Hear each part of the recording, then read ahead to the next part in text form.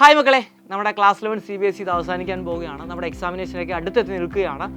അപ്പോൾ ചില കുട്ടികൾ നമ്മുടെ ക്ലാസ് 11 CBSE എന്ന് പറയുന്നത് വലിയ ഇമ്പോർട്ടൻസ് ഒന്നും കൊടുക്കാതെയാണ് അവർ പഠിക്കുന്നത്. മറ്റൊന്നുമല്ല, ബോർഡ് എക്സാമിനേഷൻ ഇല്ലാത്തതുകൊണ്ടാണ്. ഒരിക്കലും നമ്മൾ അങ്ങനെ ചെയ്യാൻ പാടില്ല. ക്ലാസ് 12 CBSE നിങ്ങൾ എന്ത് ഇമ്പോർട്ടൻസ് ആണ് കൊടുക്കുന്നത് അതേ ഇമ്പോർട്ടൻസ് കൂടി തന്നെ നിങ്ങൾ എന്ത് ചെയ്യണം, ക്ലാസ് 11 CBSE പഠിക്കണം. കാരണം ക്ലാസ് 11 CBSE നന്നായിട്ട് പഠിച്ചെങ്കിൽ മാത്രമേ നമുക്ക് ക്ലാസ് 12 CBSEയിൽ വളരെ എളുപ്പത്തിൽ കാര്യങ്ങളൊക്കെ പഠിച്ച് ഗ്രഹിക്കാനായിട്ട് സാധിക്കത്തുള്ളൂ. അപ്പോൾ ഞാൻ ഇന്ന് വന്നിരിക്കുന്നത് നമ്മുടെ ക്ലാസ് 11 CBSEയിൽ ഏറ്റവും ഇമ്പോർട്ടൻ്റ് ആയിട്ട് നിങ്ങൾ എക്സാമിനേഷൻ നോക്കിയിട്ട് പോകേണ്ട വെയിറ്റേജ് കൂടിയ ചാപ്റ്റർ ഏതൊക്കെയാണ് നമുക്ക് എന്ത് ചെയ്യാം ഒന്ന് പരിചയപ്പെടാം. ആദ്യമേ ഞാൻ പറയുന്നത് നമ്മുടെ മെക്കാനിക്കൽ പ്രോപ്പർട്ടീസ് ഓഫ് ഫ്ലൂയിഡ്സ് ആണ്. ഏറ്റവും കൂടുതൽ വെയിറ്റേജിന് എക്സാമിന് ചോദിക്കുന്ന ഒരു ചാപ്റ്ററാണ് മെക്കാനിക്കൽ പ്രോപ്പർട്ടീസ് ഓഫ് ഫ്ലൂയിഡ്സ്. അതിനുശേഷം രണ്ടാമത്തെ വെയിറ്റേജ് കൂടിയ ചാപ്റ്റർ എന്ന് പറയുന്നത് നമ്മുടെ ഗ്രാവിറ്റേഷൻ ആണ്. ഗ്രാവിറ്റേഷൻ്റെ അതേ വെയിറ്റേജ് ആയിരിക്കും നിങ്ങൾക്ക് ലോസ് ഓഫ് മോഷൻ ചോദിക്കുന്നത്. പിന്നീട് അല്പം വെയിറ്റേജ് കുറഞ്ഞ ഒരു മീഡിയം ലെവൽ ചാപ്റ്റർ എന്ന് പറയുന്നത് നമ്മുടെ വർക്ക് എനർജി ആൻഡ് പവർ എന്ന് പറയുന്ന ചാപ്റ്റർ ഉണ്ട്. ദെൻ അതേപോലെ തന്നെ system of particles and rotation motion A straight line. ഈ ഒരു ചാപ്റ്ററിനൊക്കെ നമുക്കൊരു മോഡറേറ്റ് ലെവലായിരിക്കും ക്വസ്റ്റ്യൻ എന്ത് ചോദിക്കുന്നത്.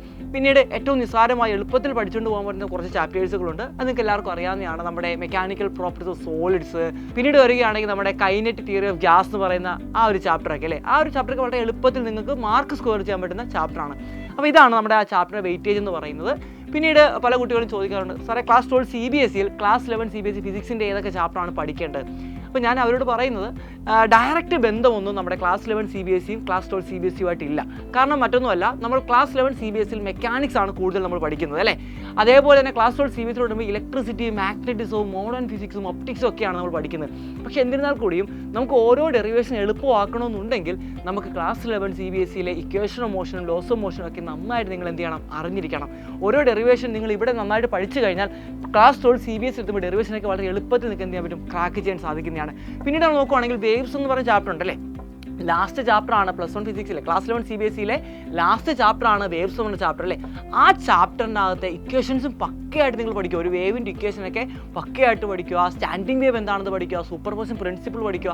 ഇതൊക്കെ നമുക്ക് ക്ലാസ് 12 CBSEയിൽ നമുക്ക് വേവ് ഒപ്റ്റിക്സ് എന്ന് പറയുന്ന ചാപ്റ്റർ ഉണ്ട്. അവിടെ നമുക്ക് ഇമ്പോർട്ടൻ്റ് ആയിട്ട് എക്സാമിനേഷൻ ചോദിക്കുന്നതാണ്. അപ്പോൾ ഈ ഒരു വേവ്സ് എന്ന് പറയുന്ന ചാപ്റ്റർ മാത്രമേ ഒരു ഡയറക്റ്റ് ബന്ധം എങ്ങോട്ട് വരുന്നുള്ളൂ, ക്ലാസ് 12 CBSEയിലോട്ട് വരുന്നുള്ളൂ. അപ്പോൾ എന്നിരുന്നാൽ കൂടിയും മുഴുവൻ ചാപ്റ്റർ നിങ്ങൾ എന്ത് ചെയ്യണം, നന്നായിട്ട് പഠിക്കണം. നമുക്കറിയാം ഇനി വരുമ്പോഴെല്ലാം കോമ്പറ്റീറ്റീവ് എക്സാമിൻ്റെ കാലഘട്ടമാണ് വരാൻ പോകുന്നത്.